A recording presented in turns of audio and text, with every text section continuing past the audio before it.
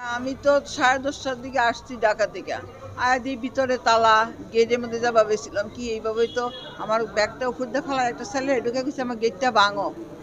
ওর কি রে জুতা টুতা সবই তার সাথে আমি মনে করছি হাঁটতে যায় তো সকালে এখনো কি ফিরছে না। আমি বলছি গেটের গিলের তালাটা ভাঙো আমার গেট মেন গেট ভাঙছে ভিতরে গিয়ে দিই তো উনি উড়ে আসছে। রক্তে একেবারে সারা ঘর ভরা। আপনি কোথায় ছিলেন তখন? আমি তো ঢাকা থেকে ফিরছি আজকে 10:30টায়। সকাল 10:30 আর আপনার সাথে সবশেষ কথা কখন হয়েছে আপনার? এই 11টার দিকে। হ্যাঁ, কালকে সকাল 11টার দিকে। গতকালকে সকালে এর মাঝখানে আর কথা হয়নি? না কথা হয় নাই। এমনিতে আপনাদের কি মনে হয় কিভাবে এই ঘটনা ঘটতে পারে? ওখান কি আশেপাশের কত আমার শত্রু আছে এই যে বাসার কাজ করাইতেছে এই যে ফালায় একটু বকাঝকা করে এরাই কি মেজালছে নাকি কিভাবে বলবো আমার তো বলার কিছু নাই। আমি তো দেখি নাই। আমি তো শুনতে ফালা ওনার সাথে আমারও মেজালতে পারতো। আমি যদি বাসায় থাকতাম দুজনরে ধরলে আমরা তো সবাই তো একটু বয়স্ক মানুষ বলতে তো পারি না। নাম কি? দিলীপ কুমার রায় আবু আব্বাস কলেজের প্রফেসর ছিলেন।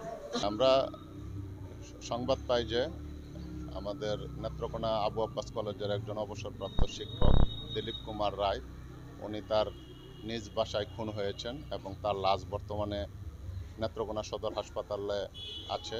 এই সংবাদের ভিত্তিতে আমরা হাসপাতাল ইমার্জেন্সিতে এসে ওনার লাশ দেখেছি। ওনার মাথায় একটি ধারালো অস্ত্রের আঘাত আছে এবং কানে চোখে আঘাতের চিহ্ন আছে।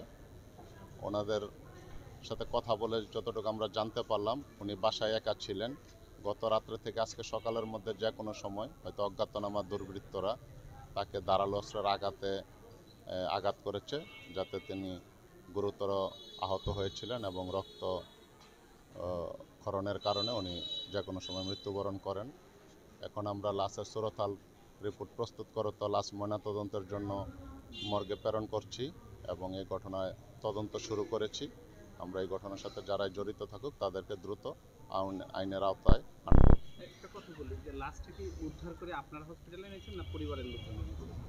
না, ওরা ওদের পরিবারের লোকজনই লাশ ওনার মিসেস ঢাকায় ছিলেন। আজকে সকালবেলা এসে উনি তালা ভেঙে ঘরে ঢুকে যখন এই মৃত দিলীপ কুমার রায়কে উনি নিচে রক্তাক্ত অবস্থায় পড়ে থাকতে দেখেন তখন উনি তাকে উদ্ধার করে তারা নিজেরাই হসপিটালে নিয়ে আসে।